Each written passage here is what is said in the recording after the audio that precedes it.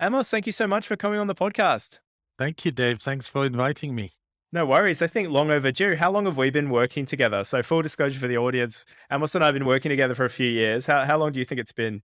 6, 7 years, maybe? Oh my I don't goodness. know. I Yeah. think, well, maybe worth mentioning that we've never met in the real world. I hope we will meet one day. But yeah, I can't remember where we met, but probably on LinkedIn or something. There we go. So, we'll just treat you like a normal guest now, Amos. So, we have to start off with the sort of the general kind of intro of the practice and I guess talking about what your studio does, how many of you there are, just a little bit about the studio so that we can get a bit of a background. Okay, so we're based in London. We are currently 6 people, including myself. So there are 4 architects, myself, and a studio manager. We primarily work on private residential, so flats and houses, but we also try to do other projects, kind of define them as sort of social projects or charitable work. So a few years ago, we completed a shelter for victims of domestic violence in Israel, and we're trying to do similar projects in the UK. And our aim is really we want to change people's lives in a positive way through our designs and architecture. Yeah, interesting. And we'll spend fair bit of time looking at, I guess, some of the different types of work and how the practice is kind of positioned. I'm interested in looking, we said earlier, several sort of years we've known each other, and I'm kind of interested in getting your view on that period of time or and even longer since you started the practice, how you've sort of seen the growth and development of the studio over time. Have there been key moments where something big has happened that's led to new projects or led to new exposure? Or is it more difficult to kind of pinpoint where those moments were and it's just been a more gradual or incremental thing over those years? That's a very good question. I think you can definitely identify certain milestones. I think definitely meeting you was probably one milestone.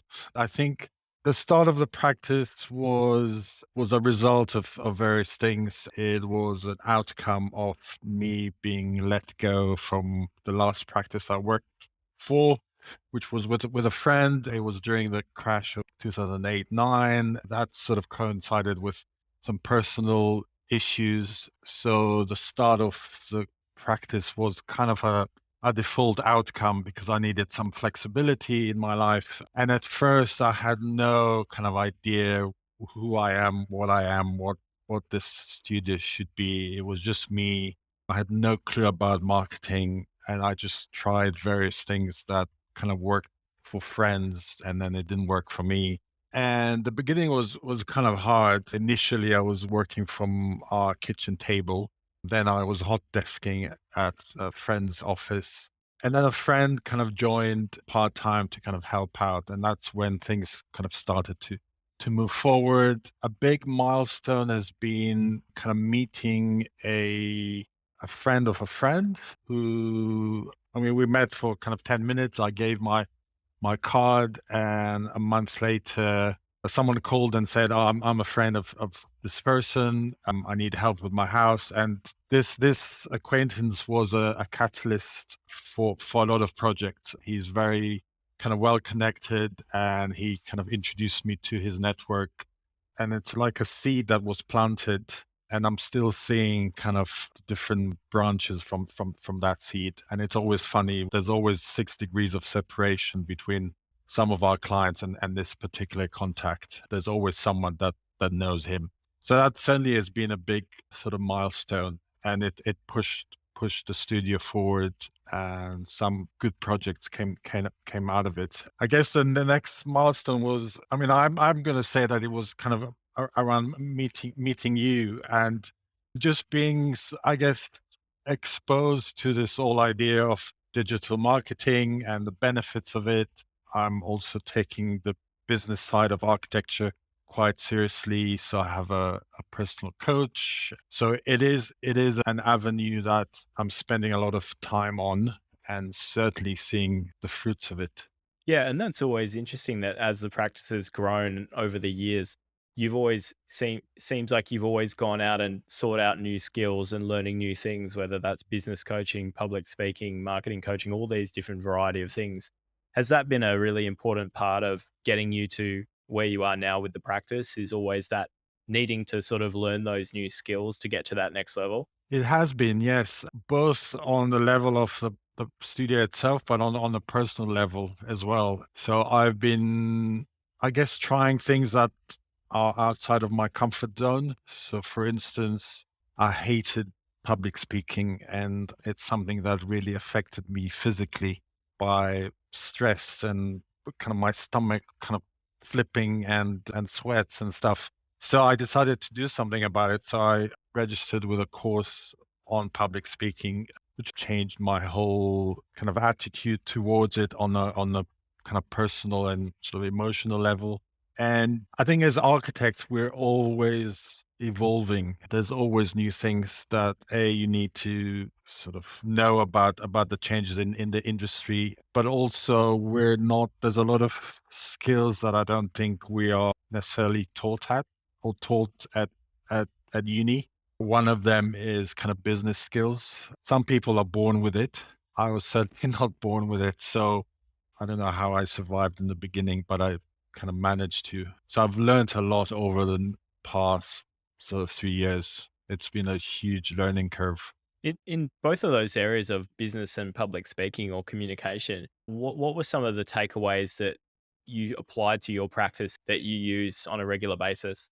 I did an exercise through the kind of the business coaching, following a book by Simon Sinek about defining your why. And that really helped to kind of really define why we do what we do. And this sort of then feeds into the ultimate kind of goal. And then you kind of work backwards and try it. So I think I see ourselves as, first of all, I don't think we're sort of signature architects. We don't have a prescribed style. I think we tend to adapt ourselves to our clients' needs. I think there's this, certainly in the public eye, a lot of certainly kind of private clients don't necessarily know what architects do. They are exposed to architects through the various grand design programs and kind of magazines. And sometimes architects might appear to be living in these sort of ivory towers. And I'm certainly not like that. And it was important for me and for the studio to kind of reflect that. So we do adapt ourselves to our clients. We see ourselves as sort of facilitators. We also we don't work for our clients. We work with them. So every client that joins is really joins the team. So we don't ask them to do drawings or models, although some of them do and do send us sketches and stuff. But ultimately we're designing with them and we're designing their home. It's not our home. So they become a really key component in this whole sort of journey. So I think going through that sort of marketing journey and business journey really allowed me to just focus all these things or prioritize and really understand what is our purpose in this journey. Yeah. And in terms of the ideal kind of clients that fit into that picture, it's when you have that idea of this is what our role is as architects and a clearer sort of understanding of that, then does that make it easier for you to then think about that? Who is that client that really needs to, that fits with that? Or does it sort of clarify your thinking about who you're looking to market to or with as well? Yes, it certainly has helped. I mean, predominantly, I think our client is sort of young families. I think most of them are really new into this whole architectural engagement. So I think our role really is also of an educator. I think you and I, we went through this sort of process of thinking about how would our website reflect that, and at some point we changed the whole tone of the website to target more of those particular clients. So we took away all the architectural jargon and kind of used simple and kind of lovey lovely lingo or words, which takes away this sort of barrier that sometimes you have between how architects present themselves and how they talk and with their client. But and it makes it all a lot more personal, accessible, and this is how you also build trust with people. And we've had comments from clients saying that our website is actually a lot friendlier and clearer than maybe some of our competitors. We discussed earlier kind of milestones. One milestone was really pushing myself outside of my comfort zone and really putting myself in the public. So before lockdown, I put up a market stall in our local food market. So this is a food market where people spend about £20 on 100 grams of cheese. So that's the kind of clientele. And I was inspired by a guy in America who in 2008, he was an architect, and 2008 he lost his job. I think he was in Boston, and he put up a market stall and he called it 5 cent architecture. And people came, paid 5 cent into a tin kind of bucket, and were allowed to ask any question about architecture. And he was on CNN, he was on NBC, he was a huge sort of media star. And out of that, he established a studio. I think he called the studio 5 cent architecture, and that probably wasn't a very good move because I don't think it lasted very long. But that always inspired me, and I was for a long time I wanted to try it out, but I was a bit scared and didn't know if it would work or not. But then I decided to just try it out. So we printed kind of boards with projects. A friend gave me a gazebo. I bought a cheap table and chairs. And I was in the market twice. I did it for charity. The first time was interesting. I allowed people to sign up in advance, and I got 7 sort of appointments, but nothing developed from it because I think people came, got what they wanted, and sort of went off. I did follow up with emails, but it didn't convert. Then I tried it again. No one signed up, and I was a bit frustrated and almost didn't show up.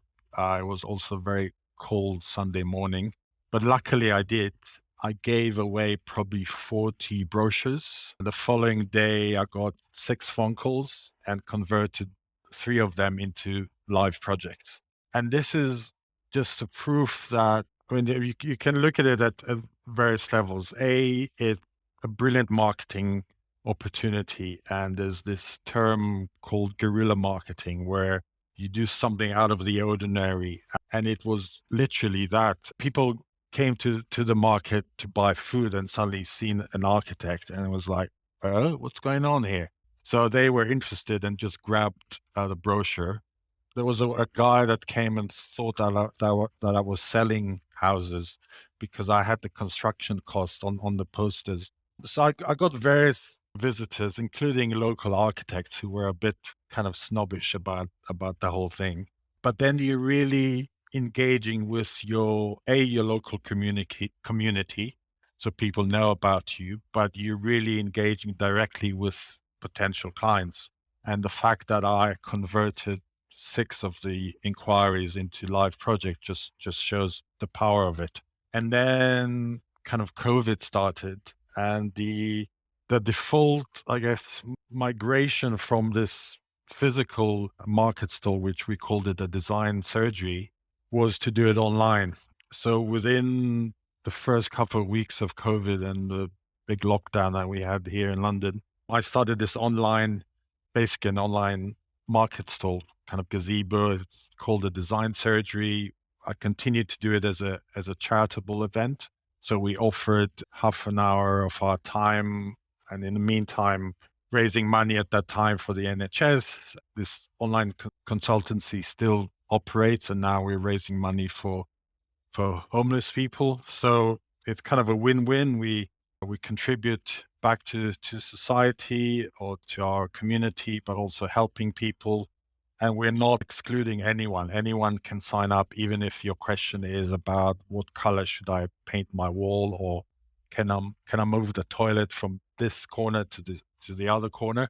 But then sometimes you get kind of real projects. So this marketing and sort of business exercise has been really powerful, and you can also see it as a way of building trust because we're really at the level of our kind of community and potential clients. So during kind of the first and second lockdown, we probably, I mean, it was mad in the beginning. We had everyone was staying at home, thinking about their houses or flats and thinking what they can do. And I think on average we had maybe 5 chats a week. So perhaps over a couple of months, I mean, there were probably close to 100. It was extremely time consuming and very tiring, but that resulted in about 10 projects. I think anybody listening to that story would be first thing many architects would be thinking would be, 100 bookings in a month. I mean, how did you possibly make that happen? So I think it's worth maybe touching on maybe some of the different ways that you put it out there, and in particular things like social media, and how do you kind of get the word out about those sorts of things?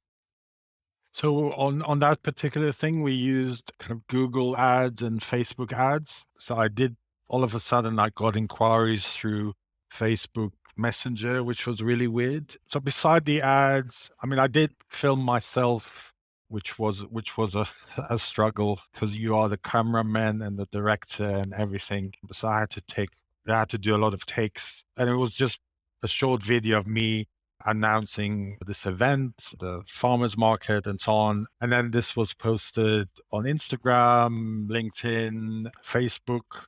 There's another great avenue to worth exploring to our listeners is on Facebook. There's all these pages of mums and dads. So if you just type mums and dads London or Melbourne or wherever, you can sign up to them, and some of them do allow you to advertise your business. But also, a good trick is to search those pages for the word architect, because a lot of people would post questions on it. Oh, can you recommend an architect? And we certainly got one project like that where someone asked that question. I immediately kind of raised my virtual hand to say, yes, us, please choose us. Luckily, a friend of mine was part of that group as well, and they gave a recommendation. And then that led to those clients inviting us. And that was one of our kind of recent, quite successful projects. So, yeah, so I think the bottom line is whether you love or hate social media, it is a great tool and it can bring you work. It's interesting listening to you describe all of these different facets to your marketing, Amos, because it's like you've tried your hand at so many different things, lots of experimentation, lots of testing, every channel available. You've done something on everything, it feels like, listening to you describe it. And from me and knowing a bit more behind the scenes as well. And each of those has generated a live project or two, but it's just funny listening to it because it's such a different approach to maybe the typical studio where they just hope that Instagram will be the one thing they can hang their hat on or something like that. You've been very successful on Instagram, and you've still done all of these other things, which I think is testament to you need to experiment widely when it comes to online marketing, right? You can't just do one thing and go, "Oh, I only feel like I've got time for that one thing, so that should work." You're kind of exploring all these different options. So it'd be interesting to get your thoughts on that. Yes, it's very interesting. And I think this whole kind of medium or these avenues, it is about experimenting various approaches and uses. And I think the challenge for maybe for people is maybe just taking those slight risks. I mean, it's not a real risk. You just need to try things. And if it doesn't work, it doesn't work. But it is about trying various things. I mean, recently we tried a new avenue where one of the key challenges that we have as architects is managing client expectations. This is something which is extremely important. From my own experience, it's about communication and listening and really keeping clients up to date and really kind of managing that sort of expectations, because clients might come and hire you with already some expectations which they got through TV programs. A lot of them speak to friends who've used an architect and they kind of develop a sort of like an unexpected experience. So we recently commissioned a video of presenting us and who we are, again, working on that sort of personal building trust and rapport. So it was all filmed in the office. The whole team is in the video. We all kind of share our ideas of what architecture means to us. And then the final segment of the video were kind of two video testimonials of two clients with a kind of a slideshow of their project. It's just been sort of released out in the open, and we're waiting to see how that's going to be accepted. But this is something that we're using either to attract new clients, or if we get a lead, we kind of send a link to that video, and it's a way of the client to get to know us on a more personal level, and also meet the team, because it's important for me that clients know that yes, my name is on the studio name, and it is a brand, but it's not just me. There's a whole team and an excellent team, and we we can't do what we're doing without them. So that when they sign up to us, they also sign up to them, and I'm not Yep.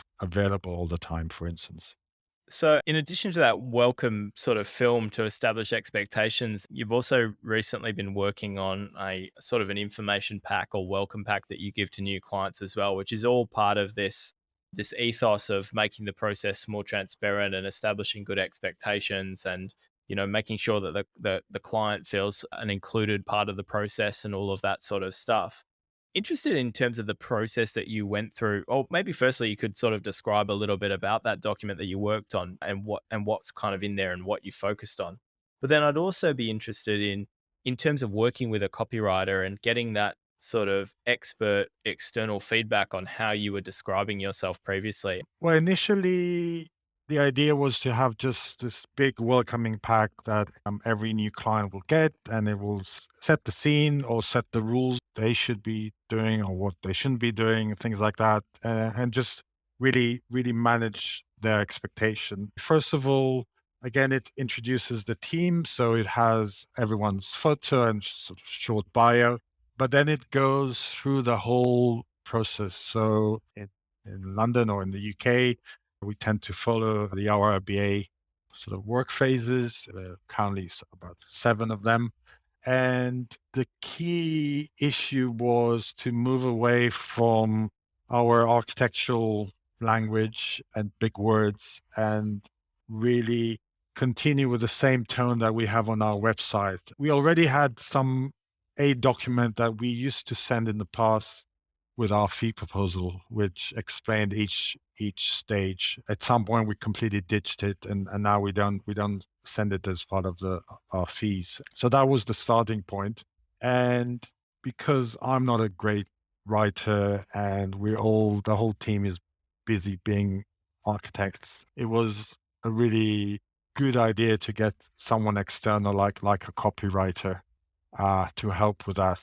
Her name is Juliet Mitchell. She's based in London. We gave her the kind of the base, and completely she kind of rewrote it in a much friendlier language, and then we sort of packaged it nicely with images. So now it's a document that every new client gets. I mean, it's just been out for a couple of weeks, so I'm yet to see how people respond to it, but we send it together with our thank you email. But recently, we've added it to our website, so you can actually download it. And I think it can be a useful document also for potential clients, because rather than kind of waiting for them to say yes, why don't just hit them with it, and it can be a really nice addition that would work together with the video. So I think the video just shows them who we are, but then the document sort of dives into the whole journey, and we do call it a journey because it's quite a long. It's very personal, especially on private projects. So yeah, that was kind of our intention behind it. Yeah. And it's a pretty simple tool for your practice to use. And that video, and I guess this ties to an overall question, but that video has a really clear target audience in mind, right? Your ideal residential client, generally speaking. And a lot of your marketing tactics are focused towards residential clients, and that's the bulk of the work that you do.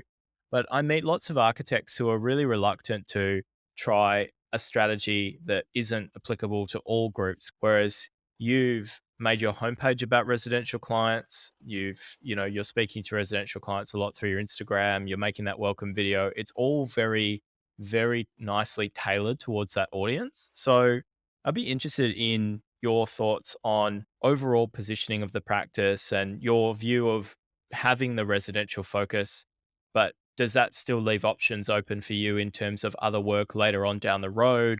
Like, I think the private residential will always be there. It is our bread and butter, but it's more of it. We really enjoy it. We're certainly kind of moving within it, maybe kind of larger projects, larger budgets, and hence our fees, which is great. We do want to explore other sectors. And I think that actually, by really focusing on one sector that you're good at and pushing hard on the marketing and the business development, ultimately that can positively influence the report with other sectors.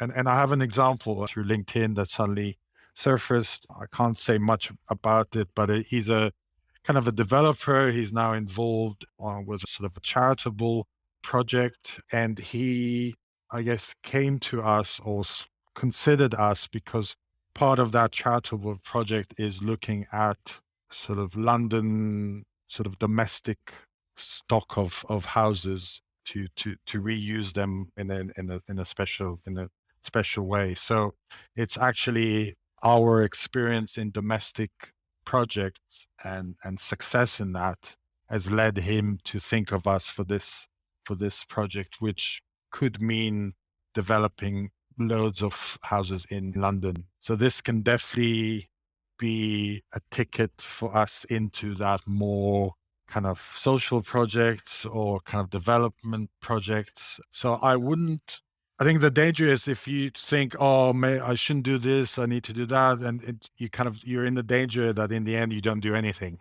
and you kind of fall between the seats. And maybe it's this part of this kind of mindset that you need to have. You need to focus on something. And I think anything that you do could always lead to something else, but it's important to focus on something. I think it's kind of going back to really thinking who you are, who you want to be, why do you get up in the morning to do what you do, and this would really help you focus your marketing, and everything else that falls into it. Yeah, interesting. So We've covered so many different initiatives, marketing experiments that you've run over time, and there's one more that I want to kind of look at, which is the feasibility study service that you offer through your website as well. Because we spoke earlier about the design surgery as this fairly short 30-minute consultation on any subject for raising money for charity, but after developing that, you then developed the feasibility study as well and began offering that. So it'd be cool to talk about that a little bit as well, just to get an idea of how you're also experimenting with the typical architectural model as well, and what that fee structure looks like. okay. So, yes. So, I guess when a potential client is considering us, he has three avenues to explore. He can come to us directly, ask for a fee proposal. We would meet with them and kind of produce the fee, and hopefully they'll appoint us. Another one is through this design consultation online, which we discussed earlier. And then third avenue is a feasibility study. So this is perhaps for we're marketing it for clients that maybe already have a brief. They have various ideas. They've not perhaps are settled yet on commissioning an architect. They want to explore various options, but they want information about potential costs, planning, issues with local councils, but also look at the design in a bit more detail. And we describe it as a way for the clients also to get to know us and whether they want to continue working with us. So although as we all know, architectural contracts you can break them, but I guess just allowing this extra sort of service, which is kind of non-binding, they do get a quite a detailed kind of document in the end. So we have a fixed fee for it.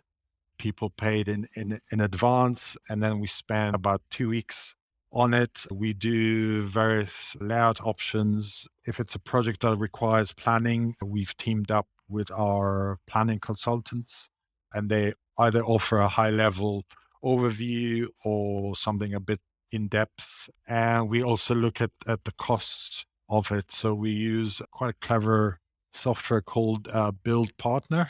It's a new startup in the UK by QSs, and it allows you early on to just input kind of sizes of rooms or sizes of extensions, and then with a click of a button, it kind of tells you how much it's all going to cost based on standard sort of materials or sort of assumptions. But at this sort of early stage, it's a good tool to have, and it just gives us a bit more credibility, I would say.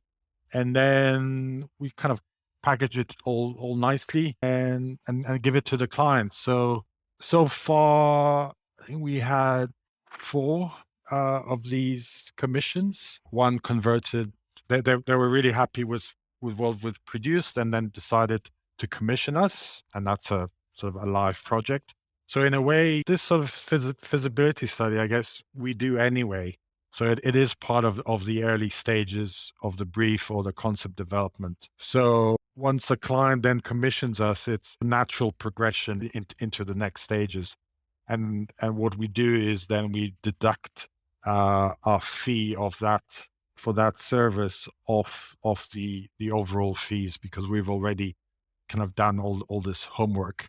So it's a great additional service to generate work. If it doesn't develop into a project, it's not the end of the world because we got paid for it. And what I'm learning from all these additional services, rather than the traditional route that most projects are procured through, is that even if this feasibility doesn't develop into a real project, it in itself is a great marketing tool, because we've had a few instances where a client that we met online actually mentioned us to their friends, and we got a call. So it goes back to this building of rapport and trust. And I always think that architecture and the service that we provide is the success of it is also a lot to do with chemistry,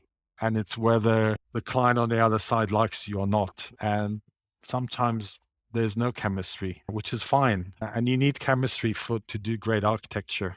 But you can, even by meeting someone and offering them advice which they can use, and if you hit the right accord with them, that would, I think, automatically or naturally kind of allow them to kind of mention you to their friends and say, "Oh yeah, we were thinking about doing this thing. We met this great architect. He seemed really knowledgeable or useful.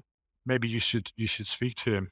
And you can really see it on Facebook, where I think in the past, where you wanted a recommendation for a plumber or someone, you would call your family or kind of close friends, say, "Oh, who do you use? Who's your plumber?" and so on. Now, the fact that we're part of this, let's say, the London mums and dads group, the fact that we're part of that virtual group, we all have the same maybe ambitions, or there is something that kind of unites us.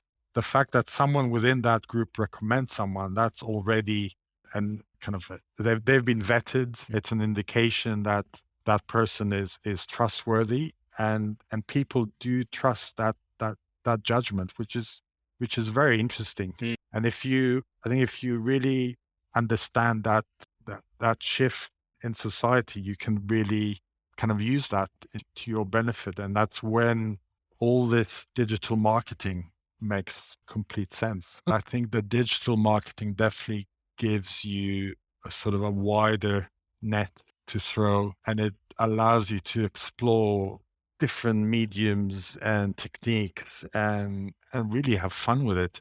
I think it's definitely a fun place to be. Yeah, and the comparison between traditional marketing and digital marketing, or maybe the traditional architectural media and things like that, you're not really at the whim of the gatekeepers and judges and editors and all those sorts of things. You're just out there, and there's all these online communities or in-person communities, as you found with the farmers market, and the individuals in those communities have a lot of influence.